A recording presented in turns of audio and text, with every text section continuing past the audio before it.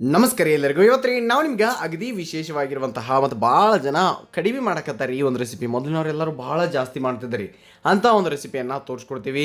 ಅತಿ ಸುಲಭವಾಗಿ ಮಾಡುವಂಥದ್ದು ರೀ ಮತ್ತು ಆರೋಗ್ಯಕ್ಕೂ ಒಳ್ಳೆಯದಾಗಿರುವಂತಹ ಈ ಒಂದು ಚಟ್ನಿ ಪುಡಿ ಮತ್ತು ಅದ್ರ ಜೊತೆ ಅಕ್ಕಿ ರೊಟ್ಟಿ ಎರಡನ್ನೂ ನಾವು ನಿಮ್ಗೆ ಸುಲಭವಾಗಿ ತೋರಿಸ್ಕೊಡ್ತೀವಿ.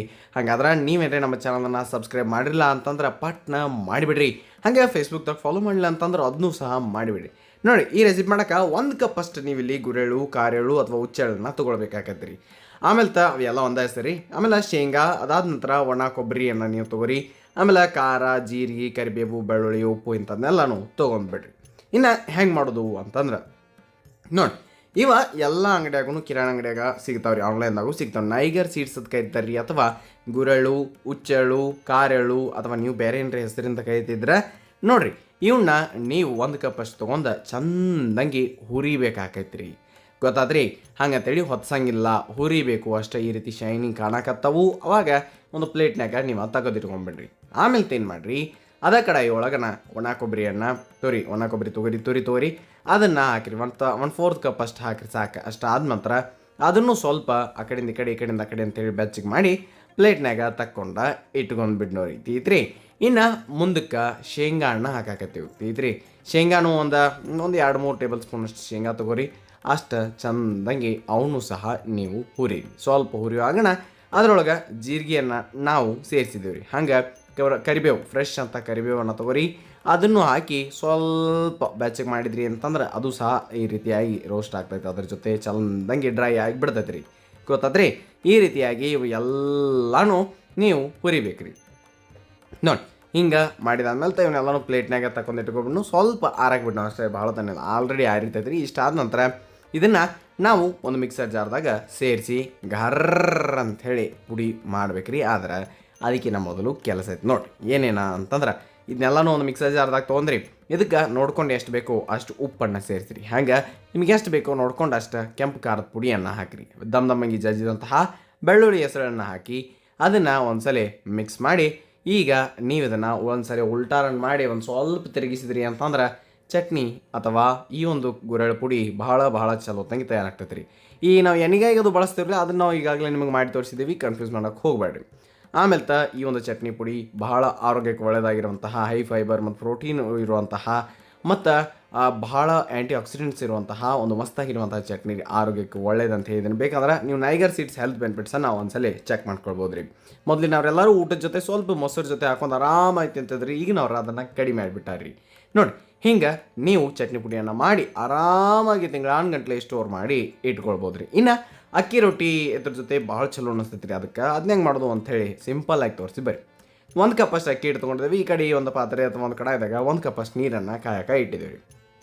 ತೊಗೊಂಡಂಥ ಅಕ್ಕಿ ಹಿಟ್ಟನ್ನು ಚಾಣೀಸ್ ತೊಗೋಬೇಕ್ರಿ. ಹಂಗೆ ತೊಗೊಳಂಗಿಲ್ಲ ಮಾತ್ರ, ನೆನಪಿಟ್ಕೊರಿ. ಚಾಣೀಸ್ ತೊಗೊರಿ. ಅದಾದ ನಂತರ ಈ ಕಡೆ ನೀರಿನ ಕಾಯಕ್ಕೆ ಇಟ್ಟಿರ್ತಿರಲ್ಲ, ಅದಕ್ಕೊಂದು ಸ್ವಲ್ಪ ನೋಡ್ಕೊಂಡು ಉಪ್ಪನ್ನು ಹಾಕಿ ಸ್ವಲ್ಪ ಕುದಿ ಬಂದಾದ ನಂತರ ನಾವು ಚಾಣೀಸ್ ತೊಗೊಂಡಂತಹ ಅಕ್ಕಿ ಹಿಟ್ಟನ್ನು ನೀವು ಈ ನೀರೊಳಗೆ ಹಾಕಿ ಆ ಕಡೆಯಿಂದ ಈ ಕಡೆಯಿಂದ ಆ ಕಡೆ ಅಂಥೇಳಿ ಮಿಕ್ಸ್ ಮಾಡಬೇಕಾಕೈತಿ ರೀ. ಸ್ವಲ್ಪ ಅದನ್ನು ಚಂದಂಗೆ ನೀವು ಈ ನೀರು ಜೊತೆ ಕೂಡಿಸಿದಾದ್ಮೇಲೆ ಗ್ಯಾಸ್ ಆಫ್ ಮಾಡಿ ಕೆಳಗೆ ತೊಗೊಂಬರ್ರಿ.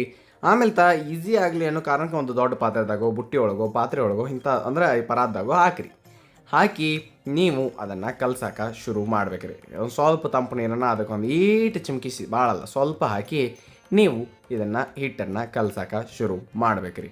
ಅಕ್ಕಿ ರೊಟ್ಟಿ ಭಾಳ ಸಿಂಪಲ್ಲಾಗಿ ಭಾಳ ಚಲೋತ್ತಾಗಿ ತೋರ್ಸಕತ್ತೀವಿ. ನೀವು ಎಂದೂ ಮಾಡಿರಲಿಲ್ಲ ಅಂತಂದ್ರೆ ಒಂದ್ಸಲ ಸಾಫ್ಟ್ ಆಗಿರುವಂಥ ಅಕ್ಕಿ ರೊಟ್ಟಿ ಇದನ್ನು ನೋಡಿ ಟ್ರೈ ಮಾಡಿ. ನೋಡಿ, ಈ ರೀತಿ ಮಸ್ತಾಗಿ ಬೆಣ್ಣೆ ಹಂಗೆ ಕಾಣ್ಬೇಕು. ಹಂಗೆ ಹಿಟ್ಟನ್ನು ನಾದಿ ಒಂದು ಉಳ್ಳಿಯನ್ನು ತಗೊಳ್ಳಿ. ನೋಡಿ, ಎಲ್ಲನೂ ಉಳ್ಳಿ ಅಂದ್ರೆ ಒಂದು 5-6 ಉಳ್ಳಿಗಳನ್ನು ನೀವು ಮೊದಲು ಮಾಡಿ ಇಟ್ಕೊಂಡ್ರಿ ಅಂತಂದ್ರೆ ನಿಮಗೆ ಕೆಲಸ ಈಸಿ ಆಗ್ತತಿ.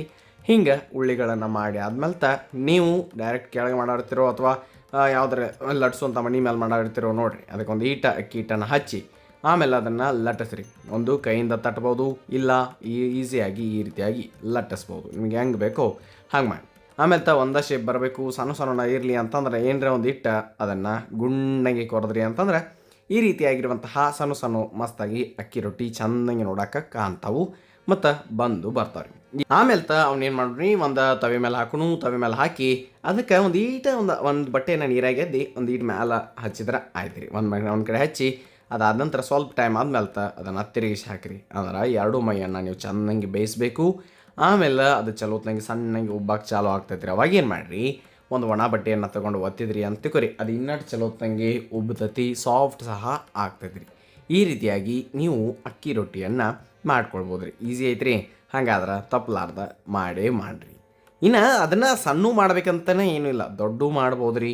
ಆರಾಮಾಗಿ ನಿಮಗೆ ಹೆಂಗೆ ಬೇಕೋ ಹಂಗೆ ನೀವು ಇದನ್ನು ಲಟ್ಟಿಸ್ರಿ. ಸ್ವಲ್ಪ ದೊಡ್ಡ ಲಟ್ಟಿಸ್ರಿ. ನಿಮಗೆ ಗುಂಡ ಬೇಕಂದ್ರೆ ದೊಡ್ಡ ತೊಗೊಂಡು ಏನು ರೀ ಕೊರಿರಿ, ಇಲ್ಲ ಹೆಂಗೆ ಬೇಕೋ ನಡಿತೈತೆ ಅಂದ್ರೆ ಹಂಗೆ ತೊಗೊಂಡು ಹೋಗಿ ಲಟ್ಟಿಸಿದ್ರೂ ಏನೂ ಅಡ್ಡಿ ಇಲ್ಲ ರೀ. ಹಿಂಗೆ ನೀವು ದೊಡ್ಡದು ಈ ರೀತಿಯಾಗಿ ಲಟ್ಟಿಸಿದಾದ ನಂತರ ಕೊರೆದ್ರಿ, ಬರಬ್ಬರಿಯಾಗಿ ಹೋಗಿ ತವೆ ಮೇಲೆ ಹಾಕ್ತೀರಿ. ಇಲ್ಲಿ ವಾಪಸ್ ನಿಮಗೆ ಪ್ರತಿ ಸಲ ನೀರಿಂದ ಹಚ್ಬೇಕಂತೇನಿಲ್ಲ, ಹಂಗೆ ಮಾಡಿದ್ರೂ ನಡಿತೈತಿ ಅಂತ ಹೇಳಿ ತೋರ್ಸಾಕತ್ತೀವಿ ಅಷ್ಟೇ ರೀ. ಅಂದ್ರೆ ಒಂದು ಬಟ್ಟೆನ ನೀರಾಗಿದ್ದು ಹಚ್ಚಬೇಕಂತೇನಿಲ್ಲ ಇಲ್ಲಿ. ಆಮೇಲೆ ಅದನ್ನು ತಿರುಗಿಸಿ ಹಾಕೋದು ಚಲೋತ್ನಂಗೆ ಅದ ಈ ರೀತಿಯಾಗಿ ಉಬ್ಬಿ ಬರ್ತತಿ. ಆವಾಗ ನೀವು ಅದನ್ನು ನೋಡ್ಕೊಂಡು ಹೊತ್ತಾಗಿ ಬಿಡಲಾರ್ದಂಗೆ ಮ್ಯಾಲ ಕೆಳಗೆ ಮ್ಯಾಲ ಮಾಡಿ ಒಂದು ಒಣ ಬಟ್ಟೆಯನ್ನು ತೊಗೊಂಡು ಅದಕ್ಕೆ ದಂಡಿನೂ ಒತ್ತಿದ್ರಿ ಅಂತಂದ್ರೆ ಎಲ್ಲ ಕಡೆಯಿಂದನೂ ಚೆನ್ನಾಗಿ ಬೇಯ್ತೈತಿ ಮತ್ತು ಎಲ್ಲ ಕಡೆಯೂ ಏಕದಮ್ ಸಾಫ್ಟಾಗಿನೂ ಉಳಿತೈತಿ ರೀ. ಈ ರೀತಿಯಾಗಿ ನೀವು ಅಕ್ಕಿ ರೊಟ್ಟಿಗಳನ್ನು ಸಣ್ಣ ದೊಡ್ಡ ನಿಮ್ಮ ಮನಸ್ಸಿಗೆ ಬಂದಂಗೆ ಮಾಡ್ಕೊಳ್ಬೋದು ರೀ. ಈಸಿ ಐತ್ರಿ. ಹಾಗಾದ್ರೆ ನೀವು ತಪ್ಪಲಾರ್ದ ಮಾಡಿ. ಇದ್ರ ಜೊತೆ ಯಾವುದೇ ಪಲ್ಯಗಳನ್ನ ನೀವು ಹೆಚ್ಚು ಇಷ್ಟಪಡ್ತೀರಿ ಅನ್ನೋದನ್ನು ಕಮೆಂಟ್ ಸೆಕ್ಷನ್ನಾಗ ಹೇಳೋದು ಮರ್ಯಾಕೆ ಹೋಗಬೇಡ್ರಿ. ಆಮೇಲೆ ಗುರೆಳ್ಳು, ಕಾರೆಳ್ಳು ಅಥವಾ ಉಚ್ಚೆಳ್ಳು ಚಟ್ನಿ ಸಹ ನೀವು ತಪ್ಪಲಾರ್ದ ಮಾಡಿರಿ ಅಂಥೇಳಿ ನಾವು ನಿಮಗೆ ಒತ್ತಾಯ ಮಾಡಾಕತ್ತೀವಿ ರೀ. ಮಾಡ್ಕೊರಿ, ತಪ್ಪಲಾರ್ದ ಮಾಡಿರಿ. ಇನ್ನಿತರ ಹಲವಾರು ಚಟ್ನಿ ಪುಡಿಗಳು ಅಥವಾ ಚಟ್ನಿ ರೆಸಿಪಿಗಳು ಬೇಕಾದ್ರೆ ಅಥವಾ ರೊಟ್ಟಿಗಳು ಬೇಕಾಗಿದ್ರೆ ನಮ್ಮ ಯೂಟ್ಯೂಬ್ ಚಾನಲ್ ಸವಿರುಚಿಯ ಸೊಬಗನ್ನ ತಪ್ಪಲಾರ್ದ ಒಂದ್ಸಲ ಹೋಗಿ ನೋಡ್ರಿ ಅಂತ ಹೇಳ್ತಾ ನೆನಪಿರಲಿ, ಇದು ಸವಿರುಚಿಯ ಸೊಬಗು. ಅನ್ನದಾತ ಸುಖೀ ಭವ. ಧನ್ಯವಾದಗಳು. ನಮಸ್ಕಾರ.